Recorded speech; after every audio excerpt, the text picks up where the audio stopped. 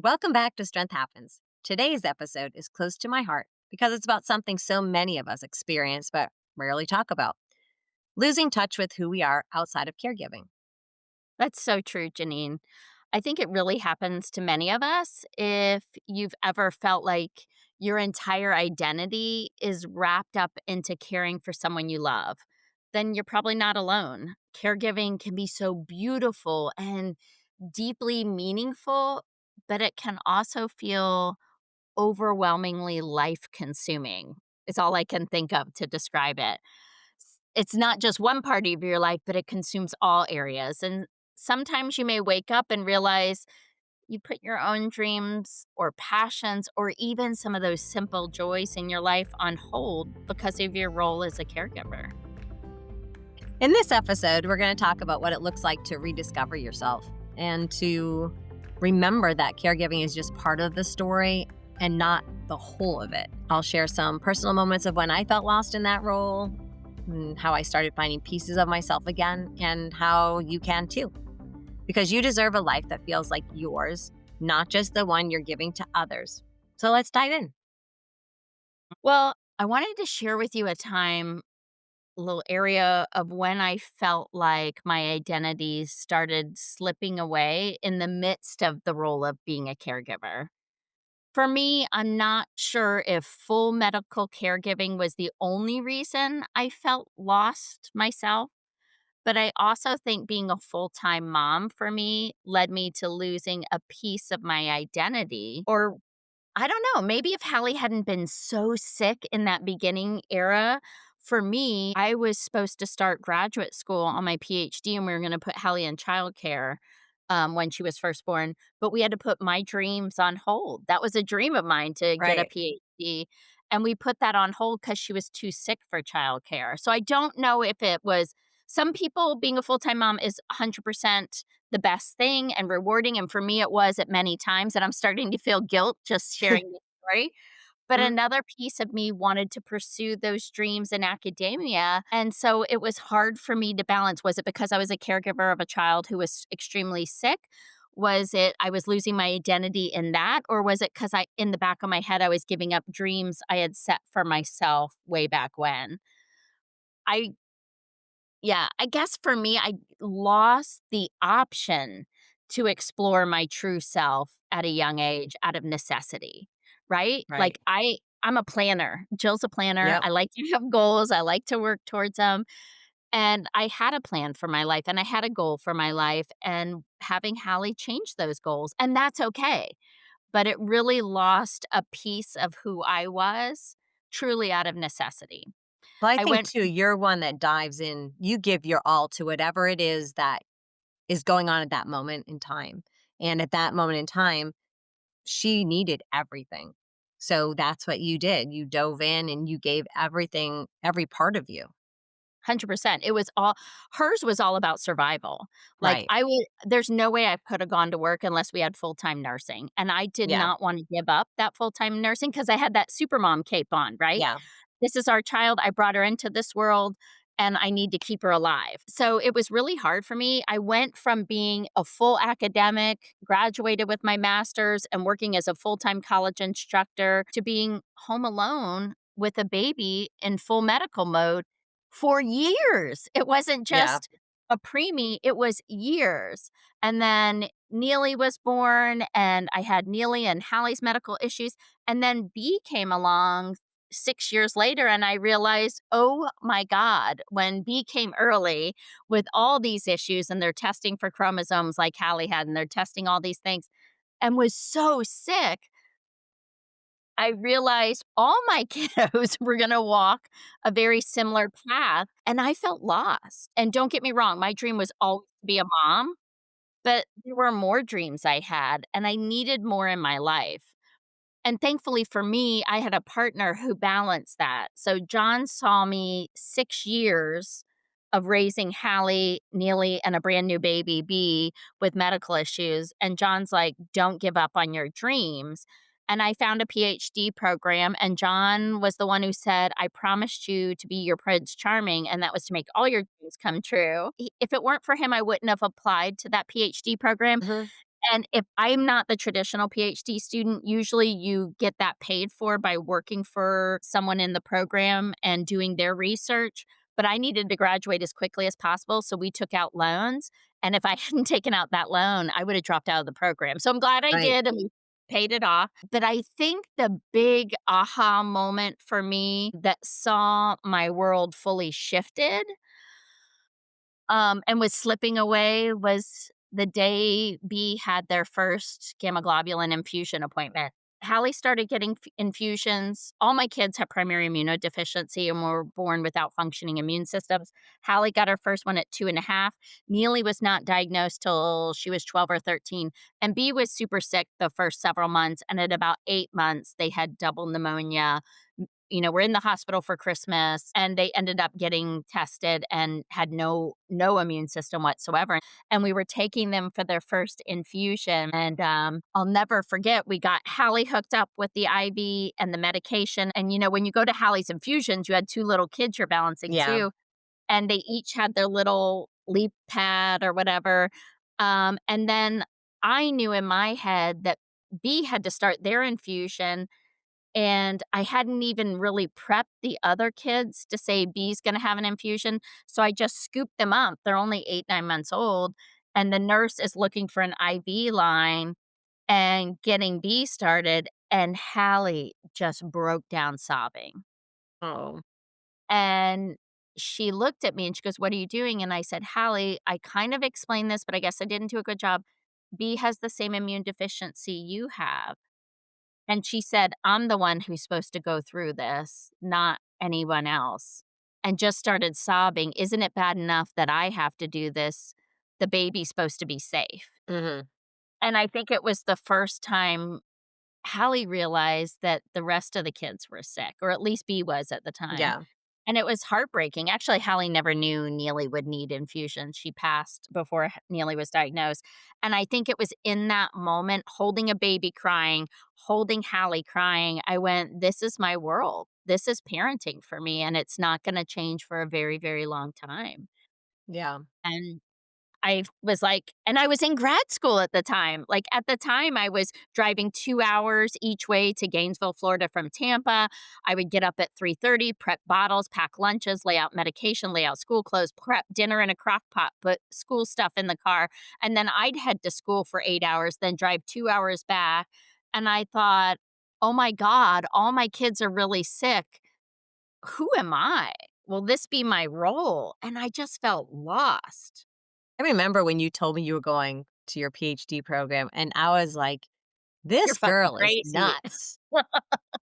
I don't know, I was always in awe that you were able to handle all of that, because it wasn't just being a mom, you were being a caregiver, you were having to manage appointments and therapies and, you know, thank God Mama Donna was there and to give you a hand.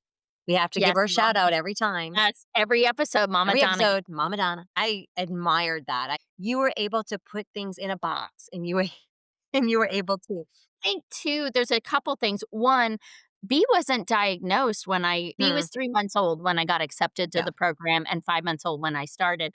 So I didn't even know I was gonna be having another child with these medical right. issues.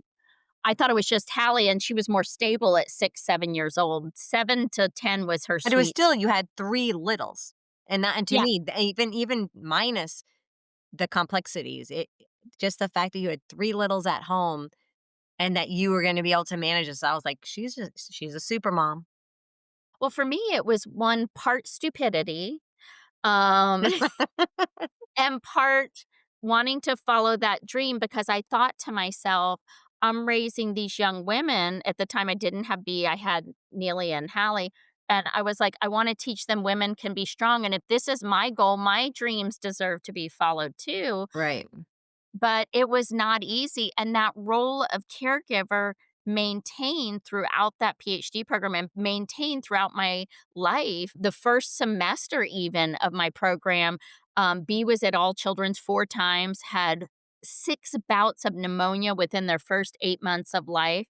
I was writing a research paper for my med aspects class while B was admitted to the hospital and the Wi-Fi was down at all children's. Mm. And the pulmonologist said, "Give me your USB drive. I'll email it to your professor for you so it's turned on time."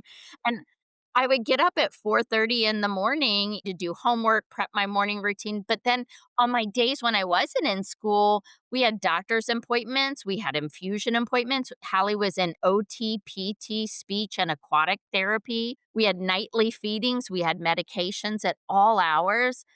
And it was just overwhelming because caregiving was such a predominant role. And we're going to talk a little bit later about our passions, but the whole PhD program I went to because of Hallie and what she went through, Mhm. it was in rehab sciences with a focus on rehab counseling and pediatric disabilities.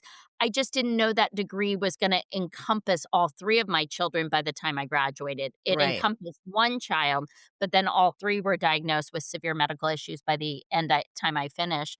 And when I did graduate, Hallie's health was declining. It was 2010. I was ready to pursue a career with my PhD and teach and go into academia and do research. I had all these passions, Right. and they again went on hold because we were flying all over the country to find treatments for her. And I tried to I couldn't get my dream job, but I went back to full-time caregiver, and I missed that challenging intellectually. So at that point, I did adjunct for a little while, but I also found other ways to pursue my passions. Running with you was one of them because I felt my athleticism was coming back. You can't see it from this face, but I was an athlete growing up, and I wanted to return to being an athlete, and it was a good outlet for me. But I'm also an academic, and I wanted to challenge myself intellectually, and that truly took years for me to get back to the point of availability, and it really wasn't until 3 years after Hallie died that I began to find my way back to fully who I am because caregiving was my 100% role, and I'm glad I had that time with Hallie. It's a privilege that we financially could squeak by with John being the main provider because I got to be with her in her final days 24 hours, 7 days a week, but it was hard, and it's a gift I will never regret, but it's a balance of guilt and passion, and I don't know. I don't even know how I feel about that. It's a struggle as a caregiver Yeah. to be able to put yourself as a priority. I know. I hadn't thought about it till you made me talk about this, and now I'm getting all Blame me. it's always It's Janine. always my fault. Always my fault. So what about you? Did you ever feel that aha moment where I'm shifting from being Janine to being a mom to being a caregiver? Because I think maybe all moms may feel that at some point where they're shifting, but it's Yeah. different when you're a medical mom. Well, I think Or at least too, when it becomes more life and death, and I think the difference between us, like our situations and your typicals, because I try to compare like what I would do when it was like Matthew or the twins versus what I would do with Morgan, that everything was so hyper focused and centered around getting them developmentally moving ahead. And so we spent so much time with speech and PT and OT and aquatic therapy and doctor's appointments and just trying to figure out what's going on, that took over. And I think that's the difference, is that we had that on top of just being a mom, that we had less moments of the carefree moments. I think everything in the early days was so hyper planned and very routine, and the calendar was loaded, to when it was one of the typicals, that part of the stress was not there. So I think to differentiate between what we've gone through as caregiver moms, and not saying that moms aren't caregivers. So it's kind of hard. It's It's a different one when it's medical caregiver versus caregiver, because all moms are caregiver, all right, parents are caregivers, right, and it's very hard to say unless you've been in that medical mom mode of what that right. caregiving of having to practice CPR, of knowing 911 procedures, of all those things are a little Yeah. different, or feeding tubes. Yeah. I mean, I always thought being a mom would be the most important part of my life, that I've always dreamed of being a mom. In my mind, I was going to be teaching. It was the perfect career to have with being a mom. So I could go to school with them during the day and come home, and we'd have the same schedule once they got a little bit older. So I knew that initially maybe taking off some time when they were little and then going back when they were all kindergarten age, I could go back. I just didn't expect how easily I would get lost in being a mom and a caregiver because no one A can prepare caregiver, you for that. like a medical caregiver or just being a mom caregiver? Not just, they're No, both no, I really. think I being a medical mom caregiver because no one can prepare you for when your child's born with special needs. It was a few months before I truly understood just how much my world would shift in the upcoming months and years. Because I didn't It's a plan on being a full-time caregiver for my entire life. I planned on being a mom, And you just selected a career that would work with you raising your right, children, putting your priority on your kids by finding a career with that would match that. right. And I love being a teacher. And It's interesting because your whole undergrad was child development, as was mine was mhm. human development. So it's interesting we both picked careers focused on children, and then it became all-consuming at some point in our lives. Yeah, at one point I was going to school because I wanted to teach deaf children. Like that was my dream. I didn't know that. What Yeah, got and then I realized there is a lot being in the deaf community. It's very hard for hearing person to submerge themselves in in that environment. So it kind of scared me away a little bit. and you gotta find what's right for you. Yeah. Everybody has a different Well, avenue. then I wanted to do speech therapy for a while, which is ironic enough too. I actually looked at going back to school to do speech therapy with a feeding therapy concentration because we could never find really good feeding therapists for Morgan. But when I went back, I had been out of school too long, so all my prereqs would have been gone. I was like, yeah, I'm not doing that again. I remember when you looked into that, and it's Yeah, hard because they don't accept that, but many of us pursue different avenues after our children are diagnosed because we have a different we have a different view on it now that we're full-time medical moms, and we wanna help other families in the yeah, areas where we needed help, you know? yeah, and just Maybe I we're both finally finding that avenue through this, you know? true. And then when I had, 3 more kids, my identity became mom in every possible way. I love my kids deeply, and I can't imagine not have spent all those years with them and being able to be home with them.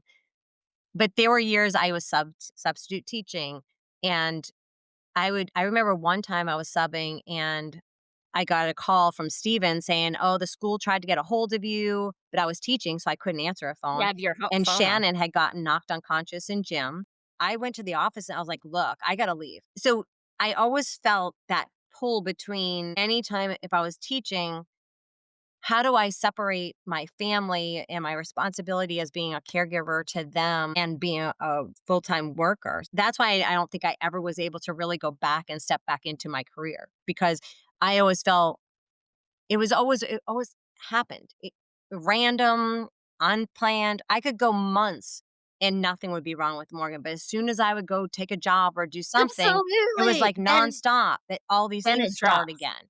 Right. Yeah. So I just feel like at the time when they were younger, the only things I could really ever do was things that I was alongside them because at any given time, Morgan would be in the hospital for a couple weeks. You lose a job because you no longer can do that job. So it's just a different perspective, I guess. Absolutely.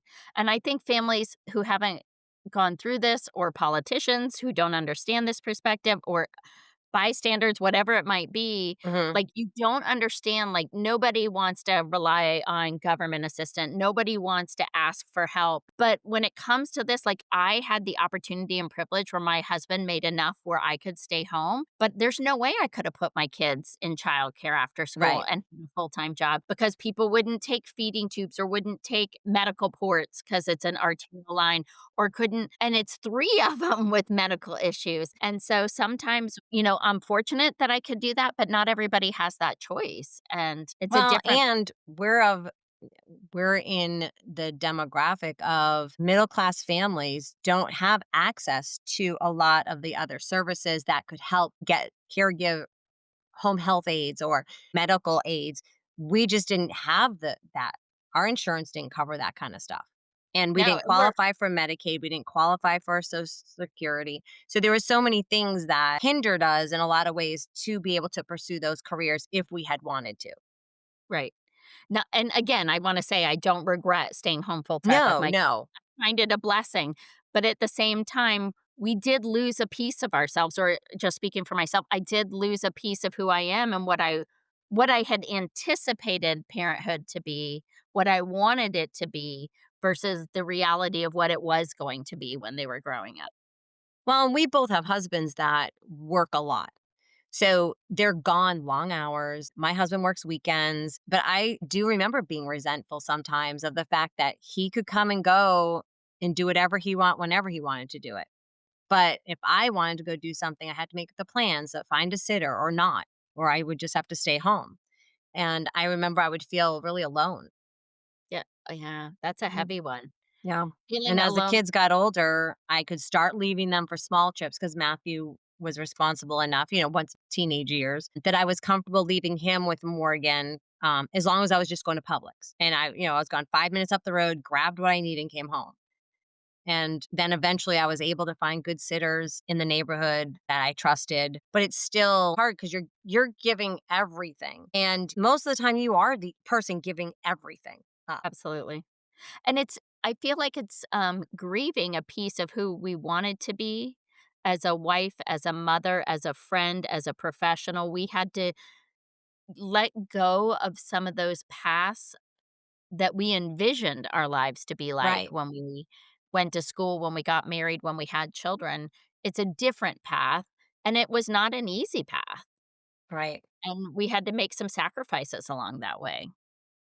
And it loses a piece of who we are at a core, and I think that's why connecting with you helped me so much because I was like, "Wow, I'm not the only one," right? Like, Right. there's other people, not that our stories are the same, but you could understand that loss of self, and you could understand that need for support where we'd throw all the kids in the pool or we'd throw them all in Yep. the front yard, and we could just be present, and our kids could mirror play, and we could be like, "Okay, we have a connection that we're not alone in this journey," which is what I hope the podcast offers, that people don't feel alone in this journey. Because if you're just starting, it's tough to find that balance, and I think one of the reasons we share these stories today is we don't want you to lose yourself, and there's ways I wish people had encouraged me to find little ways to connect to myself early in this journey.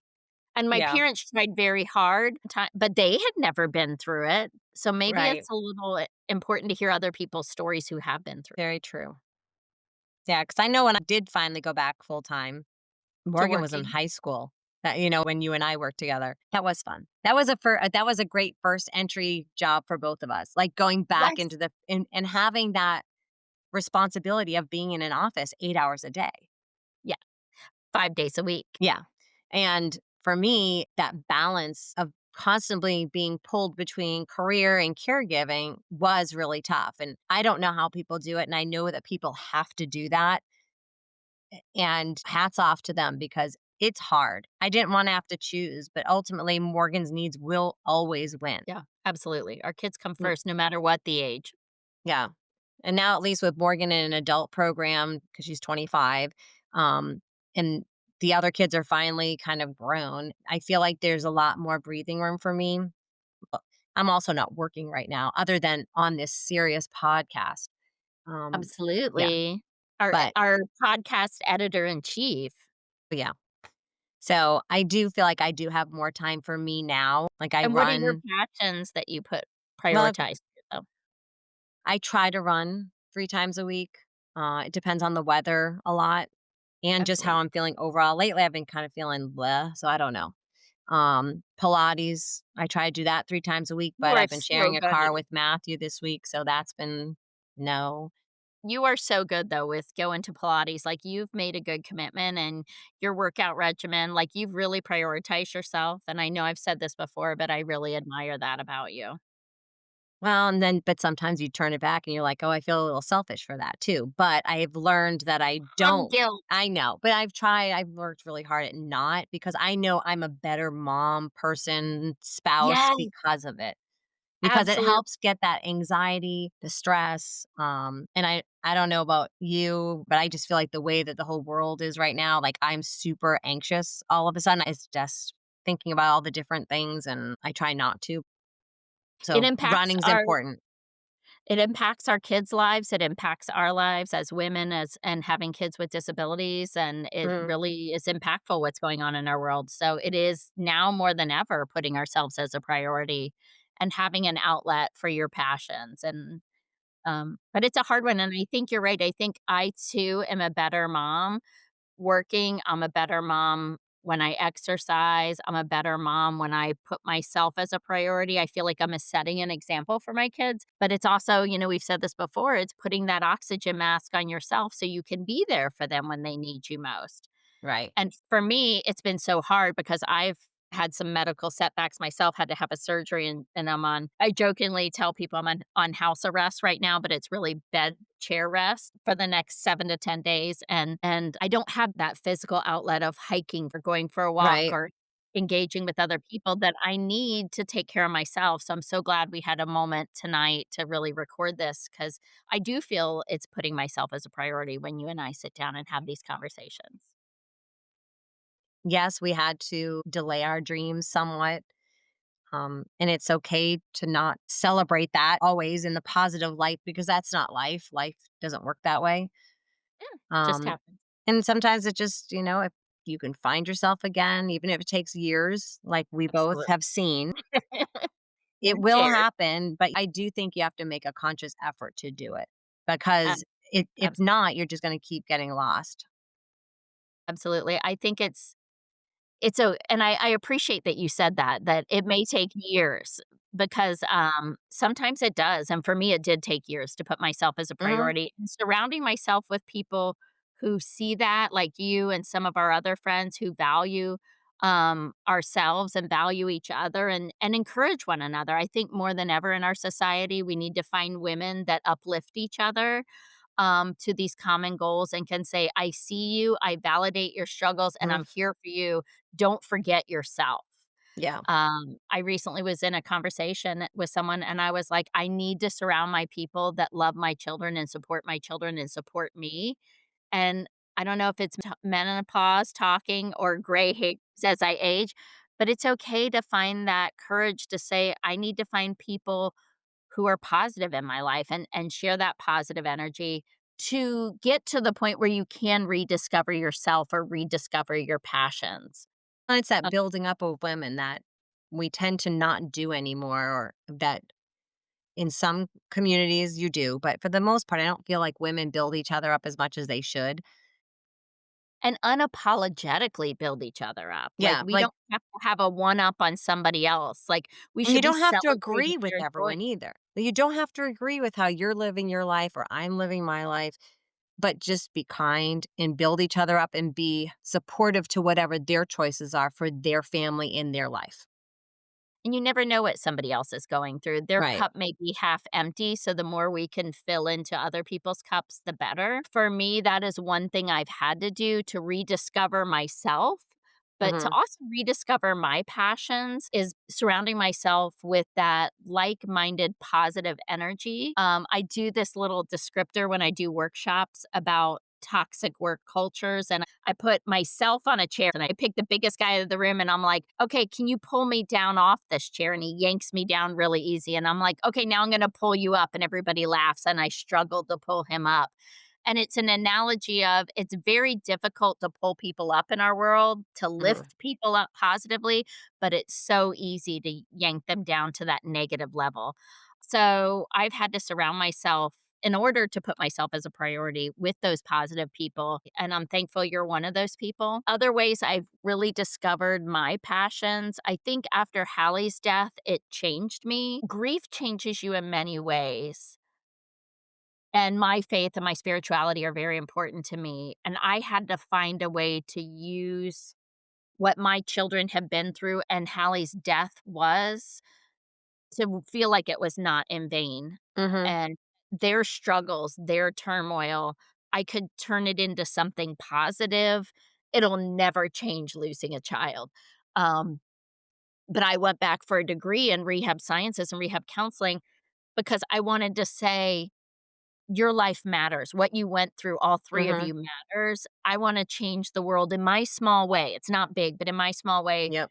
to highlight what they've been through. And so I think the biggest impact for me to finding my passion after Hallie's death, when you lose a child, it's always before they died and after.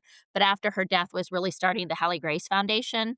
And that allowed me to channel my grief, but also my passion to educate others on disability, medical professionals, and support families and encourage families and work with kids with chronic illness and disability to create a more inclusive society. And an offshoot of the Hallie Grace Foundation was these conversations with us as moms. And starting this podcast has been an amazing rediscovery of passion. I love to teach. Going back to work full time, it took 3 years after Hallie's death, but going back to work full time and being able to teach others and to do workshops and to do speeches and feeling like I have purpose. I love that. I have a passion for that. And I discovered many years too late, in my opinion, who I really was as a human being and that I had something to contribute, but that my kids' lives had something to contribute on a larger scale and a small scale, and I'd love to do that more. The podcast allows me an unbelievable outlet for this passion, so feel free to share it with others. We would love to get our message out to as many caregivers as or families as possible, and those are grand scales, right? Going back to grad school, finding a career working with people with disabilities, educating others, doing workshops, running the foundation, running this podcast. But in the realm of all those big things, I also realized some of those little things, and reconnecting with my spirituality has been huge that I find in nature. I go Mhm. hiking by myself, and it's time alone in nature where I feel so connected to God, but also connected to myself. And I don't think as I can only speak for myself, but as a mom, I didn't connect with myself enough. So I really try to find those small ways, whether it's reading a good book or hiking or going for a walk or talking to a friend, finding those ways to rediscover myself and say, hey, I'm valuable. My passions are important. And now my kids are putting themselves as a priority younger in life, much younger than I did. That's kind of some of the ways I found it, but it's been very healing for me as well. When you're a medical caregiver, it takes a toll on your body physically, spiritually, mentally, and I think putting myself as a priority and finding these small passions and big passions has allowed me part of this healing process, and I appreciate you for being part of my healing process. Well, I'm glad to be there. But I love that you look at it from a large perspective and a small perspective. We can have micro traumas and big traumas, and we can have micro passions and big passions, right? We can balance those out. How about Yeah. you? What have you done to rediscover yourself? Or was there a time where you realized you need to put yourself as a priority? I think for me, as we've talked about a lot, for that being active has been a very positive change for me. I just feel better. And I've also learned to listen to my body a lot better.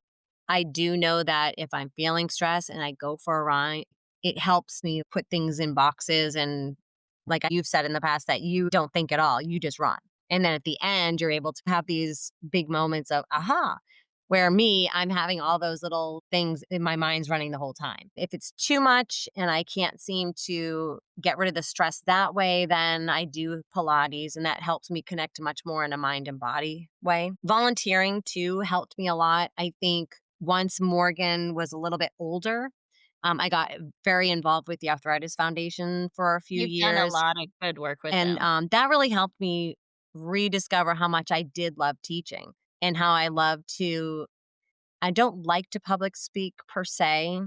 But you're It's good not at it. really my thing. It's more your thing. We've been through a lot with her that I feel like sharing that, even from a fundraising standpoint from the foundation, that it helps other people understand what their donations and how that plays into our real Absolutely. lives. So I think, getting involved that way really helped. There did get to be a point as the kids all shifted a little bit older where I just couldn't handle doing that anymore because I was just being pulled too much at home and I had to say, I need to take a step back again. Long term goal, I would like to get involved with them again because I do feel like we have a lot to offer, or our family Mhm. does. So at least I was still able to do like teaching, in my own way.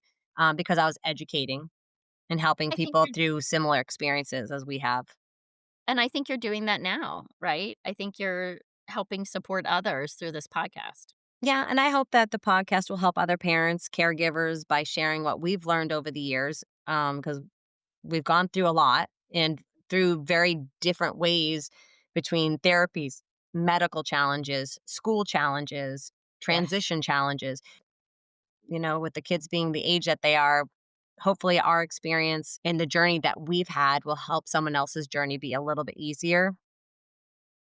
And I would love to hear from our viewers. What are some passions in your own life that you've put to the wayside, a hobby or a dream that you would like to take ownership back in your life? And what are some ways we can support you in doing that? Yeah, it would be great to hear from listeners to see what challenges they've had trying to find their self again. Because Absolutely. we've all been there, moms, caregivers, caregivers of medical children. We've all go through that process of being someone's caregiver and you make it your everything. And I think that's true of all moms, that we put so much emphasis on taking care of everybody else. So it's a good message for all of us to hear whether you have a child with a medical issue or not. Yeah, because caregiving definitely changed how I see myself. And as I reflect back, our individual purpose, it's taught me patience and what really matters. It seems like people are starting to recognize that caregivers need more help. There's more resources available. I was with Morgan Friday at an infusion clinic, and there was flyers everywhere about caregivers and going to caregiver support groups. And I actually joined a caregiver support group through our local hospital at Tampa General, and it's the first one that they've ever done for parents of kids with disabilities or special needs or autism. Like, so it's interesting that the caregiver is being pushed to the front now instead of it always just being about your special needs, the child or whoever you're doing your caregiving to is starting to offer a lot more support for the caregiver. There's that group Labeled and Loved that every year they have a big convention, and it's just for caregivers. No one else is allowed. Nope, you can't even bring your kids to the hotel. I love that because So caregivers need that separate break. yeah, They and need it's for that. when and it's for moms, but I've been wanting to go for years and I We'll just have can't to seem make to a fit road it trip. in. Yeah, one of these years I this year I couldn't get to it. So, but I think because there's such an emphasis now on being a caregiver and what a caregiver needs, I think that's really positive for this community. Well, and I think too, when we think of things like major medical crises, like whether it be cancer or other different things like that, they've built in caregiver as part of the diagnosis. But when you have a child born with a disability, you're still a parent of a young child, right? So parents assume those roles. We were offered support groups, but no one said you're a caregiver. And that was such a huge role. Because they're like, you're a parent, all parents are caregivers. But it takes on a whole different meaning when your kids have medical issues and varying disabilities that I'm so glad now we're seeing more priority placed on the family in addition to the child's Well, needs. especially because for us, Kim will always live at home. I do 100% of her caregiving, daily needs, her feedings, her Shower. showering. We renovated our bathroom just to be able to accommodate so I could shower her. So there's all of these things that you have to do, but no one really acknowledges that. And I don't mean it like acknowledging, like, woohoo, you're great. Nothing like that. Just the fact that it happens and that, It doesn't stop when they right. turn 18. Right. Yeah. It doesn't stop when they're done with school. You're just into a different phase. And you truly are more into the caregiving phase because they're with you more because they don't have the school. So it's just a different perspective. And it's different stages of coping with this. Like, my kids are at a different place in life than your kids, but we can appreciate the difficulty that you have ahead, and not that Morgan's a difficult kiddo, she's absolutely No, not at amazing, but all. it's we become parents, it's a lifelong commitment for all our children, Right. but when they have some significant medical, needs, it takes on a different meaning for caregiving. Well, and then you get into that whole thing of worrying about, well, what's going to happen when we can't do it anymore? But that's a So whole it's, 'nother I know, episode. but that's the thing is it's all Your of these brain things. doesn't It's just you're stop. shifting. Right. So Yeah, that's why your I brain really doesn't stop. appreciate that they've really been putting That caregivers priority, for disabled adults or disabled kids. because all of us need help with the caregiving part, like, whether it be physical, emotional, financial, legal, all those Hmm. avenues that we have to process through and think about when we're a full-time caregiver. So Right. As we wrap up today, I want you to hold on to this truth. You are more than your role as a caregiver. And yes, caregiving is very powerful, it's transformative, it's meaningful, but it's not your whole identity.